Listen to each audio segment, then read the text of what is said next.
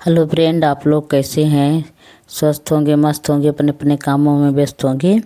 एक मैं कहावत सुना रही हूँ, इसको आप लोग कमेंट करके बताइएगा और फुल वॉच में पूरा वीडियो देखें। ऐसा मिजाजी देवरवा जहाज जमुना में चला मैं। ऐसा मिजाजी देवरवा जहाज जमुना में चलावन। घर के जेवनवा उनके मन ही न भावे।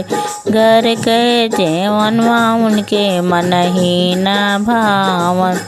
शहरों में होटल खोलावे जहाज जमुना में चलावे। शहरों में होटल खोलावे जहाज जमुना में चलावे।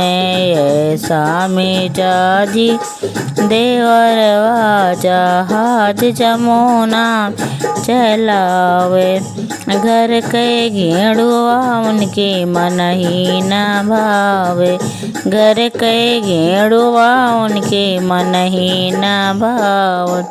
शहरों में कुआं खोदावे जहाज जमुना में चलावे। शहरों में कुआं खोदावे जहाज जमुना में चलावे। ऐसा मिजाजी देवरवा जहाज जमुना चलावे। घर कैसे जरिया उनके मन ही न भावे। घर से जरिया उनके मन ही न भावे।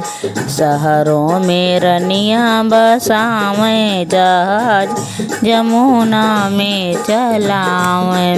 शहरों में रनिया बसावे जहाज जमुना में चलावे।